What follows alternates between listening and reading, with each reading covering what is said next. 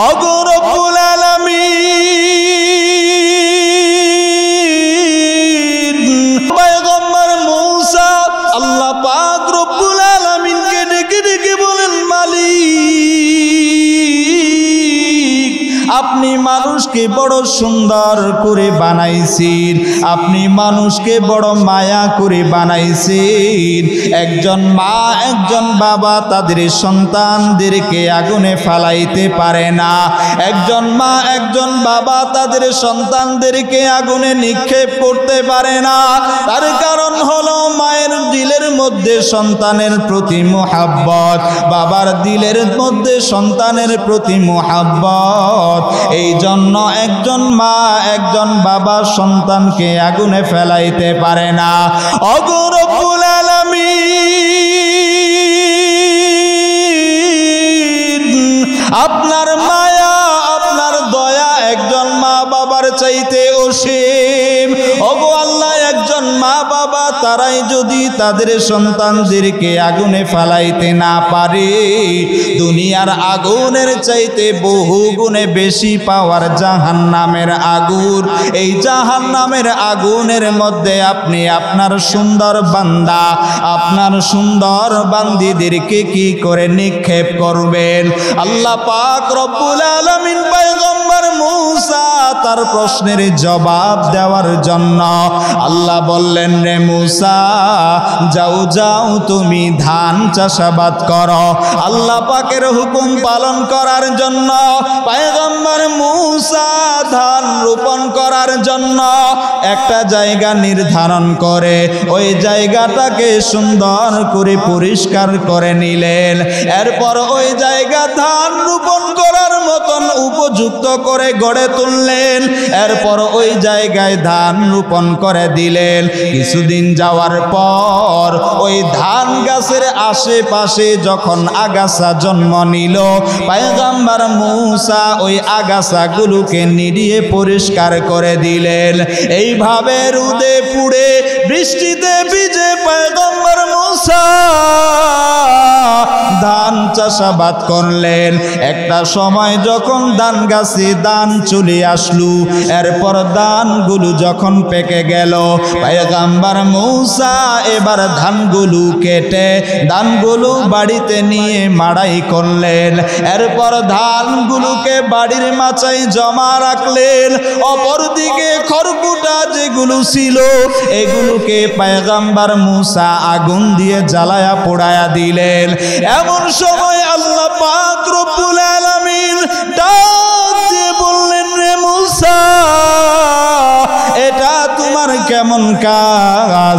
আগুনে পুড়ে রোদে পুড়ে বৃষ্টিতে ভিজে তুমি ধান চাষাবাদ করলা, অতি কষ্টে তুমি ধান চাষাবাদ করলা। এরপর ধানগুলো মাড়াই করে ধানগুলো ঘরের মাচায় জমা রাখলা। অপর দিকে খড়কুটা এগুলোকে আগুন দিয়ে পোড়ায়া দিলা, তার কারণ কি? পয়গম্বর মূসা ডেকে ডেকে বলেন, রব্বুল আলামিন ওগো দয়ার মালিক আল্লাহ, ধান যখন আমি চাষাবাদ করেছি তখন আমার উদ্দেশ্য ছিল ধান দানের গাছ নয়। সুতরাং উদ্দেশ্য অনুযায়ী আমি আমার ধানগুলোকে ঘরের মাচায় জমা রেখেছি। অপরদিকে খড়কুটা এগুলো যেহেতু উদ্দেশ্য ছিল না, সুতরাং খড়কুটাগুলোকে এই জন্য আগুন দিয়ে জ্বালায়া পোড়ায়া দিয়েছি। এমন সময় আল্লাহ পাক ডাক দিয়ে বলেন, রে মূসা ধান চাষাবাদ করার সময় তোমার উদ্দেশ্য যেমনি ভাবে ছিল ধান, খড়কুটা তোমার উদ্দেশ্য ছিল না, এই জন্য খড়কুটা তুমি আগুন দিয়ে জ্বালায়া দিয়েছো। ওগো মূসা আমি আল্লাহ মানুষকে বড় আদর করিয়া মায়া করিয়া বানাইছি। আমি বানানোর সময় আমার উদ্দেশ্য ছিল আমার গোলামি করা, আমি আল্লাহ আমার ইবাদত করা।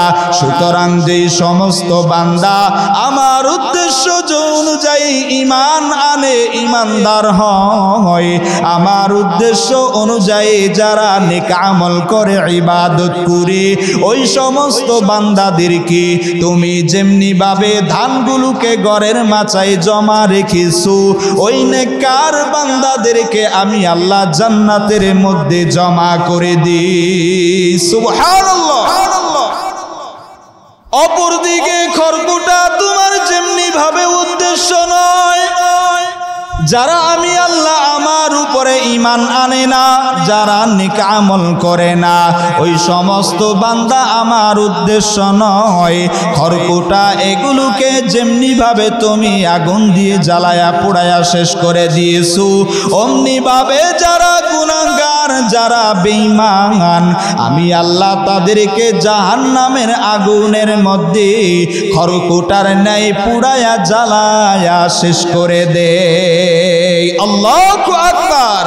हकीकत से तो दुनिया बेखबर है, दुनिया की नुमाइश पर नजर है।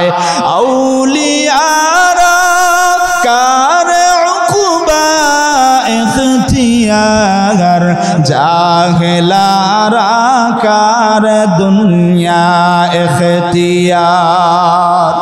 ও মুসলমান, দুনিয়ার বিষয় আমি আপনি যেমন আমার বিষয় আপনার বিষয়টা অতি ভালো বুঝি, যেটা দরকার ওটাকে আমরা সংরক্ষণ করে রাখি, আর যেটা আমাদের দরকার নাই ওটাকে আমরা ডাস্টবিনে নিক্ষেপ করে দেই। আল্লাহ পাক রব্বুল আলামিনও তো বলেন, আফা হাসিবিতুম আন্নামা খালাকনাকুম আবাসা, দুনিয়ার মানুষ তোমরা কি ভেবেছো আমি আল্লাহ তোমাদেরকে অনার্থক সৃষ্টি করেছি? ওয়া আন্নাকুম ইলাইনা লা তুরজাউন, তোমরা জেনে রাখো আমি আল্লাহ তোমাদেরকে দুনিয়াতে পাঠাইছি, আবার আমি আল্লাহ আমার কাছেই তোমাদেরকে ফিরে আসতে হবে। ঠিক কি না? আল্লাহ আমাদেরকে কেন বানাইছেন? আল্লাহ বলেন, ওয়ামা খালাকতুল জিন্না ওয়াল ইনসা ইল্লা লিয়াবুদুন, আমি আল্লাহ মানুষ জাতি জিন জাতি এই দুই জাতিকে শুধুমাত্র কেবলমাত্র আমি আল্লাহ আমার গোলামি করার জন্য, আমি আল্লাহ আমার ইবাদত বন্দেগী করার জন্যই সৃষ্টি করেছি, দুনিয়াতে পাঠাইছি। কথা বলেন ঠিক কি না? সম্মানিত হাজরিন, আল্লাহ পাক রব্বুল আলামিন সূরা 3-এর চারটি কসম খেয়ে এরপর আল্লাহ বলতেছেন, আমি মানুষকে ফি আহসানি তাকওয়িম, বড় সুন্দর করে বানাইছি। সুবহানাল্লাহ। সম্মানিত হাজরিন, আল্লাহ আসমান বানাইছেন, আল্লাহ বলেন নাই আমি সুন্দর করে বানাইছি।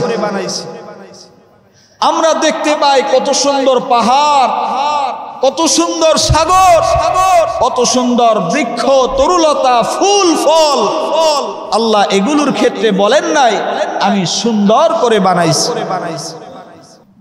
আল্লাহ আসমান বানাইছেন কুন ফায়াকুন বইলা, আল্লাহ আসমানকে বলেছেন হও হয়ে গেছে, আল্লাহ জমিনকে বলেছেন হও হয়ে গেছে, আল্লাহ সাগরকে বলেছেন হও হয়ে গেছে।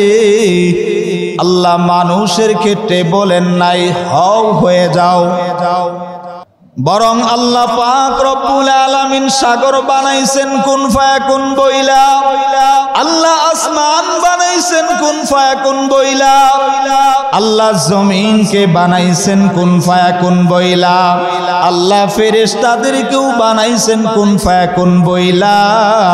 আল্লাহ পাক রব্বুল আলামিন বৃক্ষ তরুলতা তাদেরকেও বানাইছেন কুন ফায়াকুন বইলা। আল্লাহ পাক রব্বুল আলামিন 6 দিনে আসমান জমিনের মধ্যে যা কিছু আছে এগুলো সৃষ্টি করেছেন। শনিবারে আল্লাহ পাক মাটি সৃষ্টি করেছেন, রবিবারে আল্লাহ পাক রব্বুল আলামিন পাহাড় সৃষ্টি করেছেন, আল্লাহ পাক সোমবারের দিন আল্লাহ পাক রব্বুল আলামিন বৃক্ষ তরুলতা এদেরকে বানাইছেন, মঙ্গলবারে আল্লাহ পাক খারাপ বস্তু বানাইছেন, আল্লাহ পাক বুধবারের দিন নূর তথা আলোকে আল্লাহ বানাইছেন। বৃহস্পতিবারের দিন আল্লাহ পাক জীব জন্তু পশু পাখি এগুলোকে আল্লাহ পাক বৃহস্পতিবারের দিন বানাইছেন। পয়গম্বর আদম আলাইহিস সালাম তাকে শুক্রবারের দিন জুমার দিন আসরের নামাজের পর থেকে নিয়ে মাগরিবের সময়ের আগ পর্যন্ত এইটুকু সময়ের মধ্যে যতটুকুন সময় থাকে এই সময়টুকুর মধ্যে পয়গম্বর আদমকে আল্লাহ বানাইছেন। আল্লাহ পাক আদম আলাইহিস সালাম বানানোর ক্ষেত্রে আল্লাহ ফেরেশতাদেরকে নির্দেশ দিয়েছেন, ওগো ফেরেশতাদের দল তোমরা পয়গম্বর আদম তার পা বানাও। ফেরেশতারা পয়গম্বর আদম তার পা বানাইছেন। আল্লাহ বলেছেন তোমরা হাত বানাও।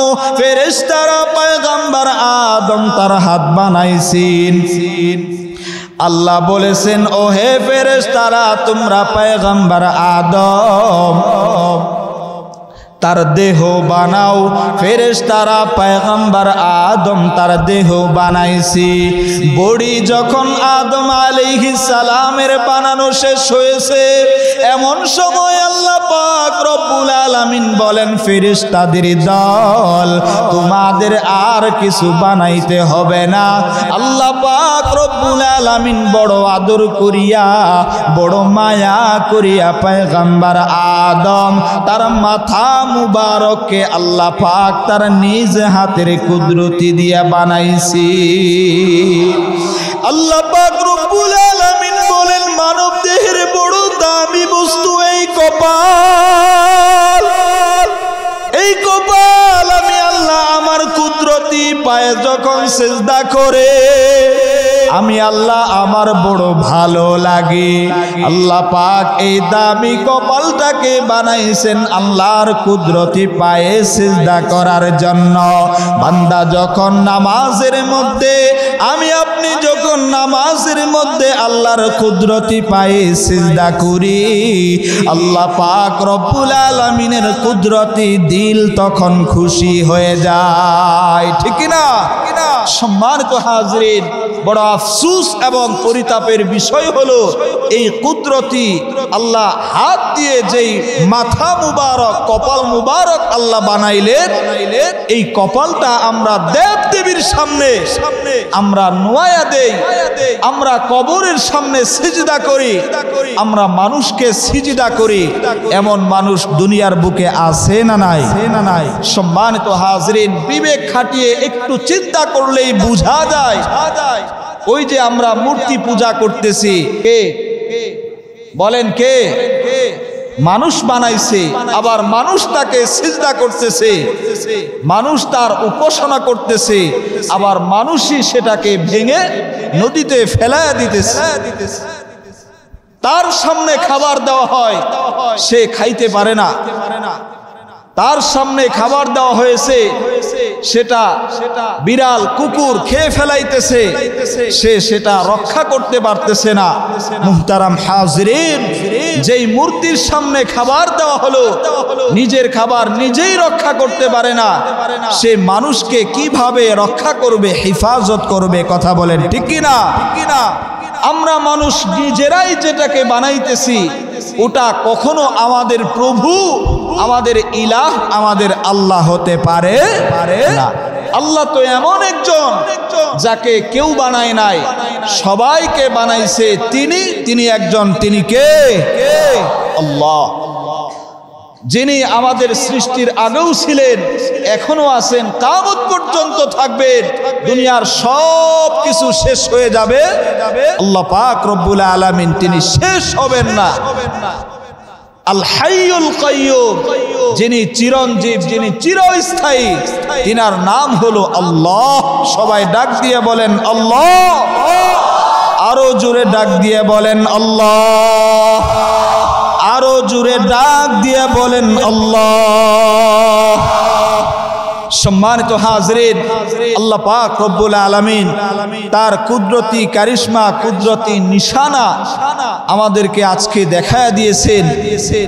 আজকে শুক্রবার 21শে নভেম্বর 2025 প্রায় 10:40 দিকে আমাদের এই বাংলাদেশে ভূমিকম্প হয়েছে। কথা বলেন ঠিক কিনা? ভূমিকম্প যে হয়েছে আপনারা টের পেয়েছেন? ভূমিকম্প কম হয়েছে না বেশি হয়েছে?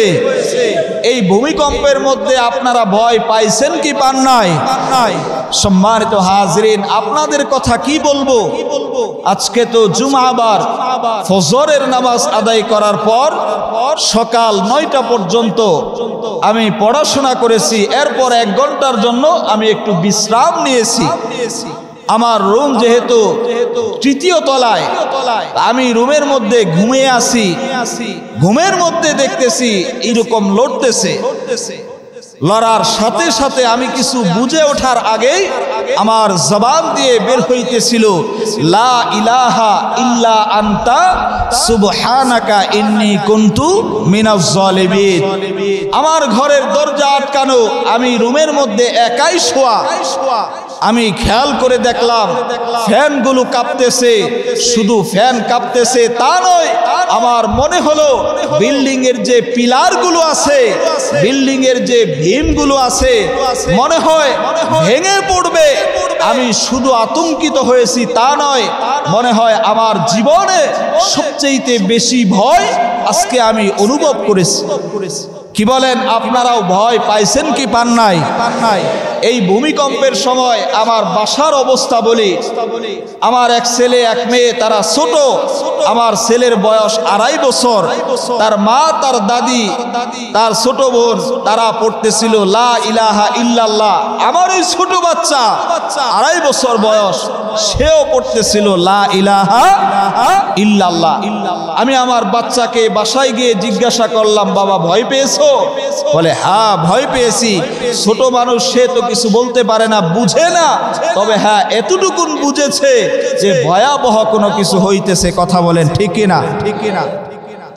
এই যে ভূমিকম্প, এই ভূমিকম্পে যদি ক্ষতিগ্রস্ত বেশি হয়, তামাম পৃথিবীর মধ্যে সবচাইতে বেশি ক্ষতিগ্রস্ত হবে আমার আপনার সোনার বাংলাদেশের এই ঢাকার শহর। ঠিক কিনা? কারণ তামাম পৃথিবীর মধ্যে সবচাইতে জনবহুল, সবচাইতে ঘনবসতি শহরের নাম হলো এই ঢাকার শহর। ঠিক কিনা? সবচাইতে ঝুঁকিপূর্ণ শহরের নাম হলো এই ঢাকার শহর। এই ঢাকার শহরে আল্লাহ ভূমিকম্প দিয়ে আল্লাহর কাছে ক্ষমা চাই, আল্লাহ আমাদেরকে মাফ করুন। আল্লাহ যদি ভূমিকম্প দেওয়ার মতন দেন, আর আল্লাহ যদি চান বিল্ডিং গুলোকে ভেঙে ফেলবেন, অবস্থা এমন হবে আমি আপনি নিজের ঘর থেকে বের হয়ে যাওয়া তো দূরের কথা, বিল্ডিং এর মধ্যে যদি নাও মারা যায় ভূমিকম্পে, বিল্ডিং এর মধ্যে অপেক্ষা করতে করতে মারা যাব। আমাকে আপনাকে উদ্ধার করার মতন ব্যবস্থা থাকবে না যদি এই ঢাকার শহরে ভূমিকম্প হওয়ার মতন হয়। কথা বলেন ঠিক কিনা? এই ভূমিকম্প দিয়ে থাকেন একজন, তিনি কে? ভূমিকম্প থেকে হিফাজত করেন একজন, তিনি কে? ভূমিকম্প আর কখনো দিবেন না, চাইলে একজন করতে পারেন, তিনি কে? ভূমিকম্প চাইলে এর চাইতে আরো বেশি গুণে দিতে পারেন, তিনি একজন কে? সম্মানিত হাজরিন, সুতরাং ওই আল্লাহর দিকেই মনোনিবেশন হওয়া, ওই আল্লাহর দিকেই ফিরে যাওয়ার দরকার আছে না নাই? আল্লাহ আমাদেরকে সুন্দর করে বানাইছেন, বড় মায়া করে বানাইছেন, আবার আমাদেরকে জাহান্নামের আগুন দিয়ে আল্লাহ পুড়াবেন। মুসা আলাইহিস সালাম জিজ্ঞাসা করলেন, ওগো আল্লাহ, এটা আপনার কেমন কাজ?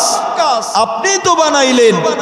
মুসা আলাইহিস সালামকে আল্লাহ জবাব দিলেন, ধান চাষাবাদ করার পর ধানগুলোকে তুমি ঘরের মাচায় জমা রাখছো, খড়কুটাগুলোকে নয়। ঠিক আমি আল্লাহ জান্নাতের মধ্যে জমা রাখবো ওই সমস্ত বান্দাবান্দিদেরকে যারা দুনিয়াতে নেক আমল করবে, ঈমান আনবে, আমার হুকুম মতন দুনিয়ার বুকে চলবে, ওই সমস্ত বান্দা বান্দিরা আমার উদ্দেশ্য তাদেরকে জান্নাতে দিব। আর যারা আমার কথা অনুযায়ী দুনিয়াতে চলবে না, আমি আল্লাহ তাদেরকে খড়কুটার ন্যায় জাহান্নামের আগুনের মধ্যে পুড়াবো। ঠিক কিনা? ঠিক কিনা? আল্লাহ আমাদের সবাইকে হেফাজত করুন, সকলেই বলি আমিন।